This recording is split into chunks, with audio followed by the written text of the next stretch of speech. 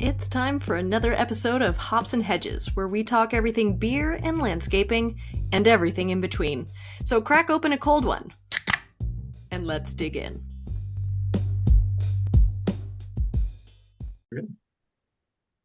Excellent. Here we are. So today on the podcast is David McEldon from David McEldon Landscape and Design in Toronto. David, how are you? Very good, thank you. Excellent. Thank you so much for coming on the podcast and for reaching out to me to see if you could be a guest, because why not? Yeah. So we were saying we're both members of Landscape Ontario, but we actually don't know each other personally. This is kind of our first time seeing each other and whatnot. And I think it's so cool that we still get to talk about landscaping and beer. So welcome. Yeah, great. Thank you very much for having me. So you started your business in 1997. Yes. And I was very intrigued to find out that you were also a graduate of landscape design at Fanshawe. Yes. Way back when, right off the hop. We've got that in common. So way back when was that you were at Fanshawe? I graduated in 94. In 94. Okay. So was Shelley still there? Shelley Stevenson? Pierre, yes. Sylvia? Yeah. Was Ron Cowdice teaching? Ron Cowdice and Michael Pasco. Yep. Excellent. So we have those people in common too. So question for you. So how did you discover, were you already in landscaping before you went to Fanshawe, or how did you find it, or how did it find you? You know what? I can remember as far back as grade 3 wanting to be like back then I kind of wanted to be an architect, you know. I had this grade 3 class. We used to stare out into we had this unique classroom that stared out into a courtyard. Yeah. And I thought it was always so cool sort of thing. And I, I love design, so whether it doesn't necessarily have to be landscape design. I like automotive design, for instance. I was thinking of going into automotive design at one point.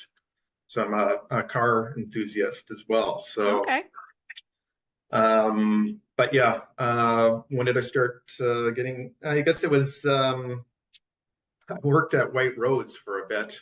White Rose. Yes. Wow. Yeah, a long time ago. And then I took a course, a night school course in landscape design at Centennial College. Huh.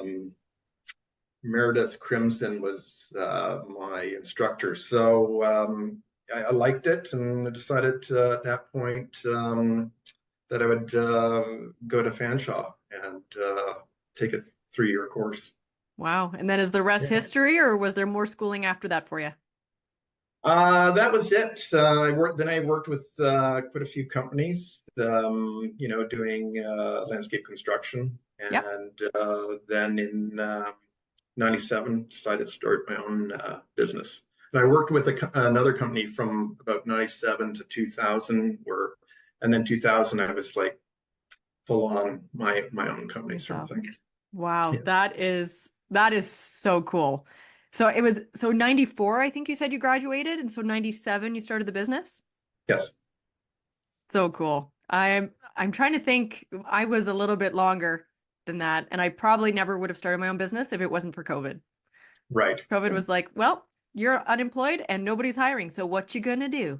Yeah. Like, oh, well, I can think of one thing.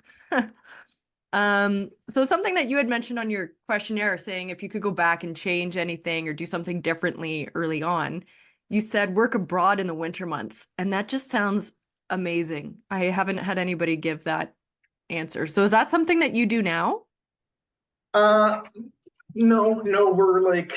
we're kind of like planning all through the winter right now, we have a project still on the go at the moment currently. So, awesome. And especially with this weather, it's, getting more done at this time than normal. But, I went to Korea, oh, wow. I guess back in 95. Yeah. My wife is a teacher, and back then, so she had a contract to teach English in Korea, and I followed it's kind of the winter winter gig, I guess, and then we Yeah. came back in around Easter, I guess. But Hmm. yeah, I like the so idea of that. I might yeah. have to steal it and see what I can do with it. It's like, if you're listening to this podcast, actually, I just noticed this morning we have people tuning in from Honduras and Mexico. So Oh, if you're listening from Honduras or Mexico and need a landscape designer, call us. And David and I will be on our way. And, we can do that in the wintertime. How nice would that be? exactly. So you do design, installation, you do maintenance as well. Is Yes. there like an area or either a style of design or something that you would say you generally specialize in? Is it more pools? Is it more woodland gardens? Is it large scale? Like, is there a specialty you'd say? Not necessarily a specialty. It's like every house warrants a different kind of landscape, right? Yep. And um, so it's just going to the person's house, seeing their backyard, front yard, whatever, and Hmm. usually walking onto the property, I already start getting a feeling for Yeah. how it's gonna, look, and um, and then we sit down obviously and discuss their wants and needs, sort of thing, and then Yeah. yeah, It's funny that you say when you step on a property and you can already start to get a sense of what it could look like or what the possibilities are. And yes, I've always taken that for granted. I didn't realize that only certain people are actually able to do that, like see things in their mind that aren't there, right, which makes yeah, for great designers, right? It's a great thing, but I just assumed everybody could do that. And yeah, well, yeah. not Sorry, everyone can. yeah, like I'm one that I can visualize someone's property without even being in their home. Like I Yep. can visualize if I were upstairs looking to the backyard, I can kind of visualize like Yeah. everything. So yeah, so it's Very cool. I depending on the client, right? You got to feel it out, but I tend to want to get pictures from inside the house looking out the windows because I can't visualize it. But I also right. find sometimes being in someone's home because I know it's quite personal and not everyone is comfortable inviting, the outside people in. But when you're Right. inside, you can also get a sense of their tone and their flavor. And it's like, what are they into? What is the home decorated with? Is there a certain Yes. color palette and theme going on, right? So I usually like to do that. Um, so the next question I want to ask is, what are you drinking? So I'm drinking Westmalle Tripel. Okay. It's from Belgium, Belgium, always good for and beer. it's a sipping beer. I don't go and buy, like, I'm not the type of guy to buy a 2-4 every weekend, sort of thing. Yeah. And I actually don't drink a whole lot. And I typically don't drink probably on a Sunday, but I'm sorry if I made you feel pressure. That wasn't no, my no, intent. there's I no just like pressure. to I No think it's pressure. cool through the podcast, just discovering all the different beers because I like trying something new. I mean, I've got my favorites, but Yeah, um, I think it's really neat kind of discovering what everybody else has already discovered, right? So the podcast is way faster for me to discover all these beers than if I try them all myself, which could right. lead to Yeah. problems. So I appreciate you sharing that one. And then And the the best, other one, there was another one that you mentioned too. Uh, yeah, it's another Belgian beer, Saison Dupont, that I like. It's like a farm house ale. okay, and it's another Um, Belgian one. yes, yeah. Okay. And I prefer drinking these beers actually at room temperature. A lot of beers I actually drink at room temperature. So people are like, "Oh, you're kind of Yeah. strange." Like I've gone and even Guinness, like pulled Yeah, it's them, supposed to be room temperature. yeah, and you can actually taste the flavor of the beer much better rather than ice cold. Right. I remember my brother coming back because he visited Guinness overseas. And he said anytime you go to a pub or you go to anywhere, it's always room temperature. It seems to be very North American that we like our beer cold. But Right. I'm Yeah. also in landscaping, so when I'm hot, I don't want a room temperature beer. So Yeah. True. working on it.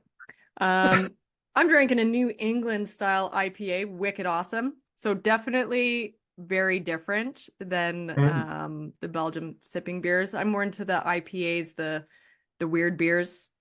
Right. But this one's made from Nickelbrook out of Brampton, I think they are. Yeah, right. But yeah, that's one of my favorites. And then I've actually got a skull mug Oh, here, that fits a tall can in there perfectly. I'll pour mine in the glass. Fancy. Yeah. Nice. So you must like that beer enough if you also own the glass that goes with the beer. Well, yeah, with these Belgian beers, they all have their glass. This is kind of like a chalice. I don't Fancy. always drink it out of this glass, but I figured. Well, cheers to you. Cheers. David, nice to meet you. And actually, I liked what you said too in the questionnaire. You said also if you want to talk about Wisteria and wine, and I think that is a great name for a podcast.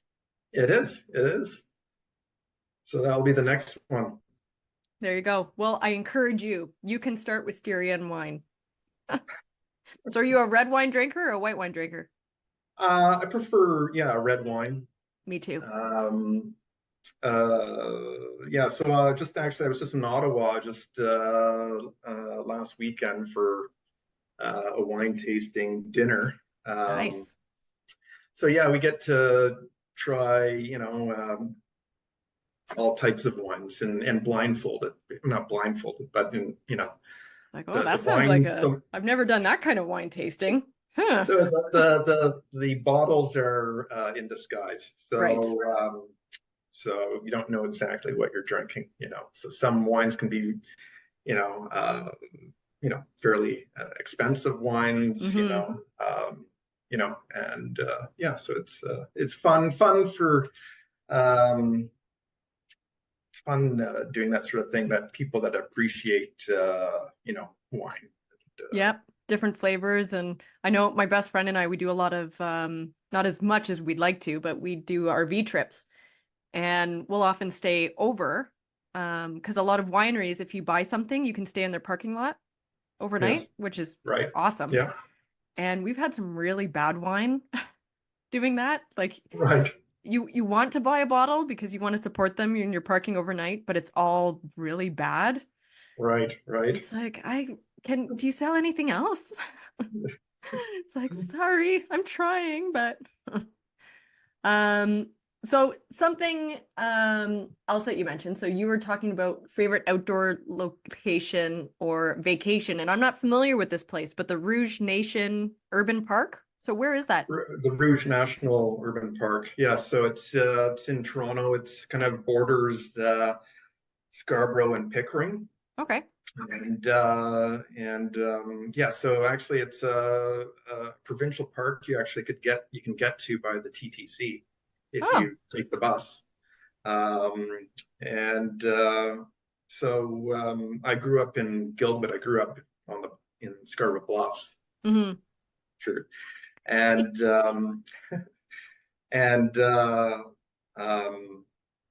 it's just a close park to go to, and if you're stressed out sort of thing, it's a good place just to hang out, walk around. There's an area where you can walk and see the whole city. You can see the CN Tower downtown, Markham, and then way out Lake Ontario sort of thing.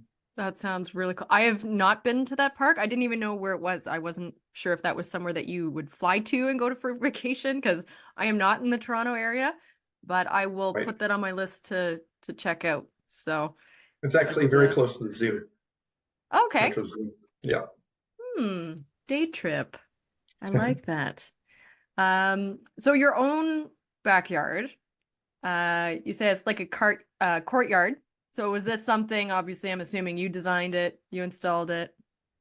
Yes. So it's kind of surrounded in Dogwood Beach, kind of like nice privacy hedge across the back, so I'm not looking at the house behind me.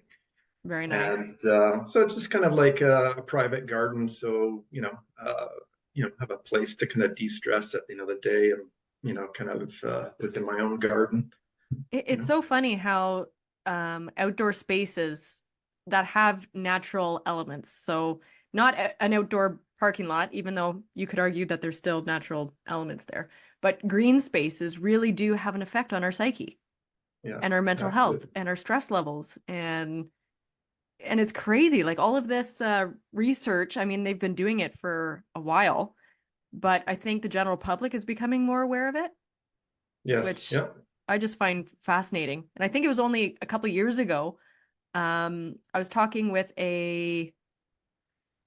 oh my goodness, what is she called? Like I was going to say a tree therapist, but that doesn't make any sense. But she Right. uses nature as therapy. So it's not a Mhm. natural path. It's actually like forest bathing and going for walks. And Well, there's a yeah. name for it. Can't think of what it's called. Oh my gosh, I'm going to have to look that up. But I didn't realize that the color green is actually the easiest color for our eyes to digest. Oh, really? It causes the less amount of stress on our brain to see green. And I don't know how. I have not looked up the Learn science of something it. new every day. Yeah. But yeah, I thought that was it's one I guess one of the reasons this therapist was saying how it lowers like blood pressure and things like that because your brain isn't stressed out trying to figure out what color it is. Right. Huh, very interesting. That is interesting. Um, so a couple things here. It's so funny. I'm really seeing a pattern here with guests on the show, and I hope I'm not making future guests biased. But I also asked you about your favorite kind of stone, and you said natural stone. Yes. And I love that people are saying natural stone. Not that I will attack you if you come on the show and say that you like, I don't know, super modern, Precast. modular, contemporary, you know, but Yes. natural stone, and you said it, it's timeless, Exactly. right? Exactly. It never goes out of style. Exactly. So yeah, we used natural stone on most of our projects, I'd say. Yeah. Uh, And actually, I was gonna try and do this. Let's see if I can actually make this work. If it's okay with you, I assume it is, because I want to just show your a page on your website, sure. and it's public, and I think this will work. Is this showing right now? See, I'm just trying something new here. Yes. So on your website, you've got this stonework, right? So garden design, custom carpentry, stonework. But you do Yes. something that really excites me. So I wanted an opportunity to show that on the podcast. Is you do a really nice job of combining materials in pathways, Yes. and Thank I you. do not see this enough, and I freaking love it because I mean I think it's I don't want to say a cop out, but I think it's too easy for designers and installers to pick a material that works with the surroundings, that works with the existing stone of a house, Yes. and just use one material and just Right. blanket everything in that. Yeah. And like this picture here, I freaking love this. Yeah. So you can band the pavers with the natural stone, or Yeah. create two different areas of the backyard, one natural stone, one precast. It kind of defines it into kind of a I love sitting that. area, And I think lounging area. That's the Brussels dimensional stone here, right? Yeah, that was yeah, exactly. And then this one says it's the Bronte square flagstone, which is just beautiful, and the colors. But you do this a number of times, even with the asphalt driveway. Well, Like, that's a precast yeah, product there on the driveway. But because if you're not obviously if you're not wet laying the flagstone, it's going to crack. You yeah, know, unless the flagstone's really thick, which we've done so cool. driveways too. Yeah, so I just wanted to show that. Definitely check out his website, but I wanted to give you a little kudos for combining materials. I'm a Thank little you. bit obsessed with the concept of um, the journey, either to a garden or through a garden. Yes. I'm not sure if you're familiar with the book The Inward Garden by Julie Moore Maservi. Sounds familiar. Yes. But she really talks about the journey and how there's a mental journey and there's a physical journey for a garden. Because if you're in Yes. the kitchen and you're looking out your window, you don't actually need to walk that path to have a moment where you can imagine walking the path. Right. Right. So let's make our Yeah, paths more interesting. And combining exactly. materials, man, that is just one great way to do that. So kudos to Thank you. you. For equipment, so either working with softscape or hardscape, have you got a piece of equipment that you just think is a game changer and everyone should have in their arsenal? Um, well, yeah, I guess machine wise, I like, driven many skid steers and track loaders. I prefer track loaders. And when we're working in, I work in Toronto, so we're dealing with usually confined spaces all the time, Yeah. we'll have to we have to use compact equipment sort of thing. Hmm. Um, so yeah, I like the little ASV track loader. Can get really close to things. Yeah. In using it quite a few times. So And yeah, I think, so do you use, I don't know, maybe it's a simple question. I'm more of a softscape installer myself, so I don't personally do a lot of stone. I'm not as strong as I think I am. So I avoid stonework and just hire it out. right. But with the track loader, so do you guys use rubber mats or plywood, or is there a certain thing that you use to protect the turf, or do you just replace it all on your way out? Uh, yeah, usually we'll use plywood. Yep. Uh, but the track loader kind of really just distributes the weight Yeah. evenly, so you're not wrecking things as much. Right. And I think that's what I've been seeing. So locally, I work with a number of contractors, and it's just a part of that conversation that a lot of them are having. They're kind of asking around. It's like, well, do you use this or do you use that or whatnot? And I think most of them are using plywood. So I was just wondering if maybe you had something new or weird or different. Right. So one of the projects that I wanted to give you an opportunity to tell us about was a meditation garden that you did in 2007 for the Franciscan Church of Saint Bonaventure. Yes. And could you start by saying once upon a time? Once upon a time. Just like that. See, you're a natural. Yeah, so back in 2007, we designed and built a meditation garden. Actually, it's just a few doors south of Edwards Gardens in Hmm. Toronto, Leslie and Lawrence. Um, and in that garden, well, it's open to the public, uh, and it's has a five senses garden in it. Oh, It cool. has I put in a large hemlock pergola back there. There's at that time there was really no place, no large trees or anything. We ended up bringing trees in with a tree spade. Nice. And but if in an event it were going to rain and you're in the garden, I wanted an area for the people to be able to get out of the rain. So I have a pergola in there with like colored panels Hmm. over top. Um, there's a pondless waterfall, uh, and then just kind of a lot of kind of canopy plants overhead sort of thing. So you feel Right. kind of, um, I guess, cuddled sort of thing. Yep. Yeah. It's funny actually. You mentioned about canopy and almost the feeling of being covered or cuddled. There's another thing in the Inward Garden by Julie Moore Mercervi. It's out of print. You can get it used, but it's such a good book. But she talks about the seven archetypes of a garden and how the places of our childhood influence how we're comfortable or prefer to experience nature as adults. Yes. And one of those archetypes is the cave, right? Okay. And it's Yes. actually my personal favorite archetype. So the idea of being completely surrounded with one way in and one way out, Right. so that that's where I feel safe because I could see somebody coming and I Yes. know where the exit is. So both, Yes. even though I guess if somebody attacks you through the only exit, that's a problem. But something about just that intimate space, or the secret garden, I love that. Yes. Exactly. So very cool. I have not yet, knock on wood, designed either a meditation or a healing garden. Like I just love the idea of either designing something for like a hospice or a hospital or a yoga retreat or something like that. That would be so Right. cool.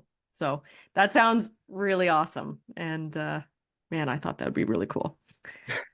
Um, so one of the hurdles that you mentioning about was hiring, and that is across the board, right? We're all hearing the same thing that I think COVID has really changed the mindset of a lot of potential employees and also a lot of employers, right? Right. There's been this shift that's happened, and I don't think things are going to go back to normal or the way things were pre-COVID. Right. And finding employees that are a good fit, that want to do this type of work, that want to grow with companies, seems to be a challenge that a lot of us are facing. Yeah, it can be challenging. Over the years, we've hired people that gone to school for horticulture or design, but we've also hired people that don't know anything about landscaping, and Right. it's about training.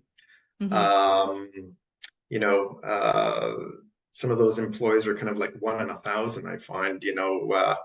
Um, they're just they're kind of natural, even though you know they haven't gone to school for landscape. It's just like as long as we train them, they get on working with equipment, Yeah. and yeah, they're just become But it's so funny because so many people that I find who are really good fits are people who have never done it before.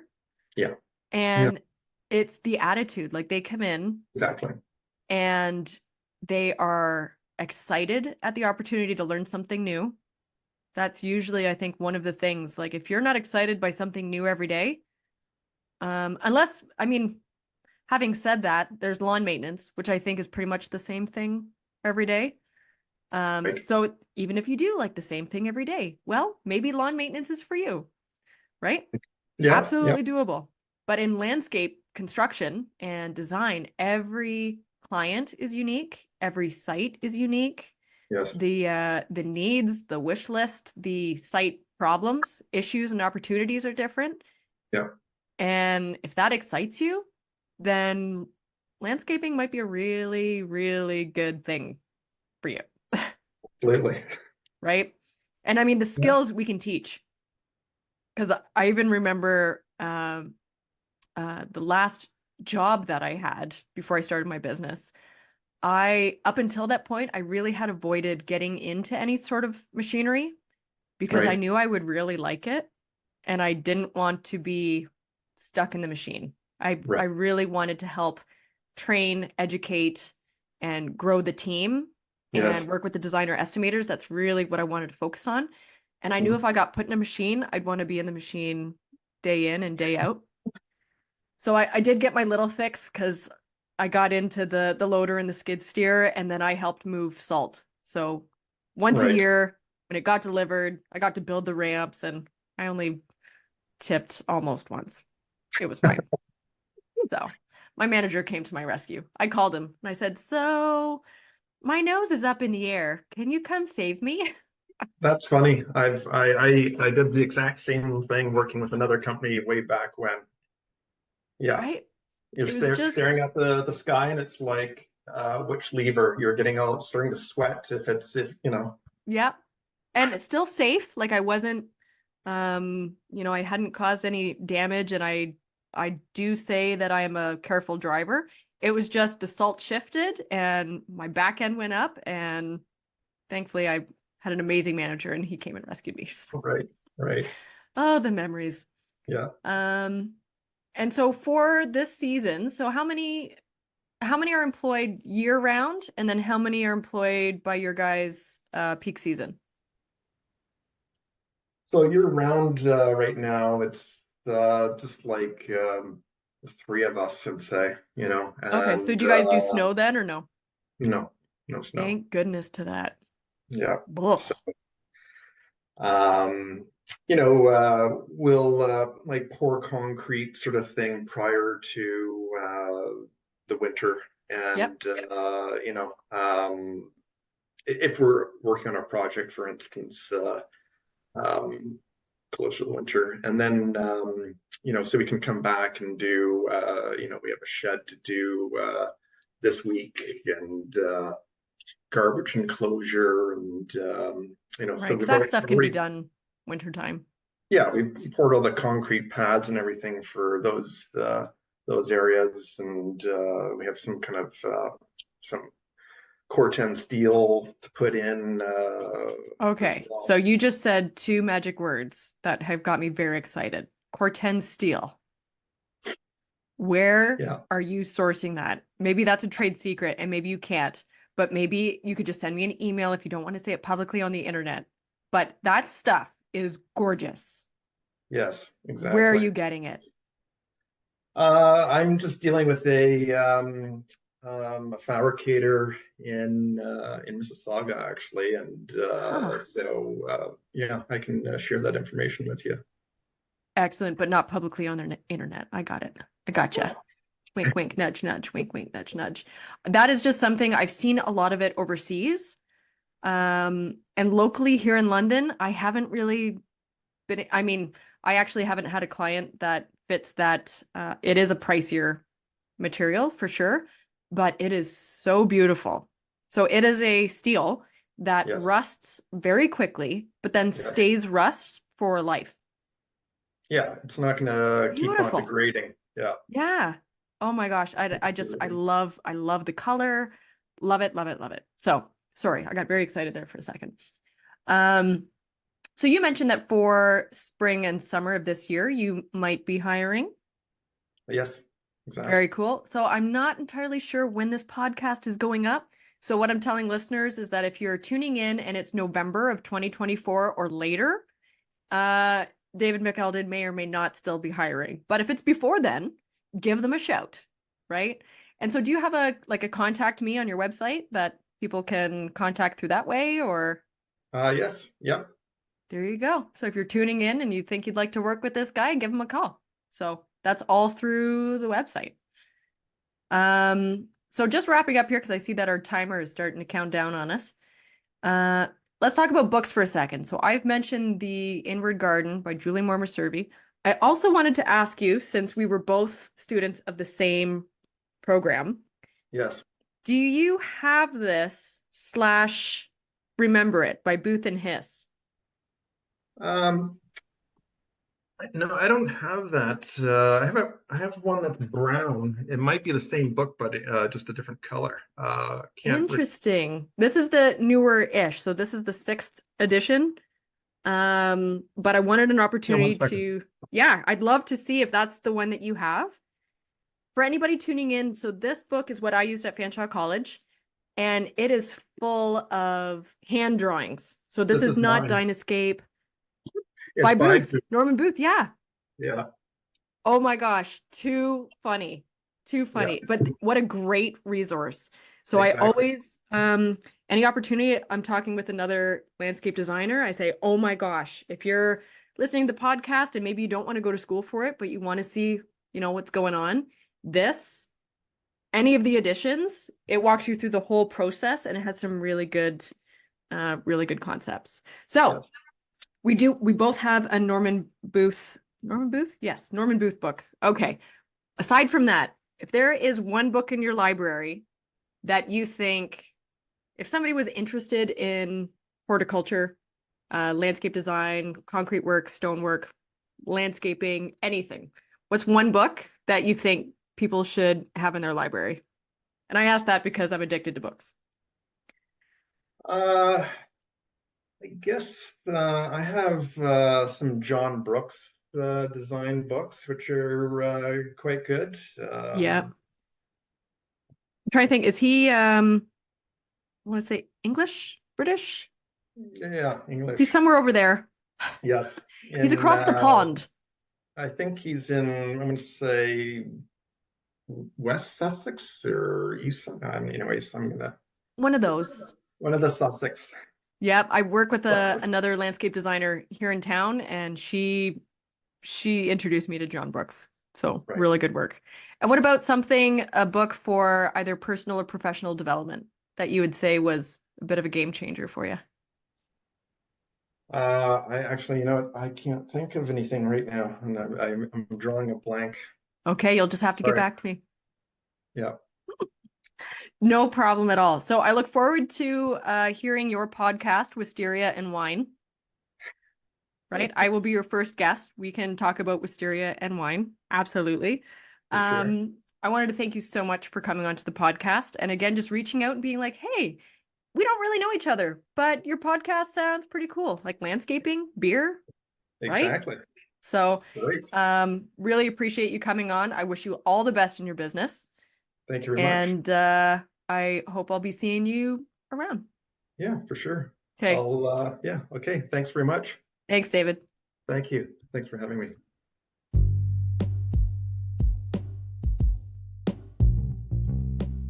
That concludes this week's episode. Tune in every Wednesday for someone new and some new brew. Don't forget to click the follow button to stay in touch. See you next time.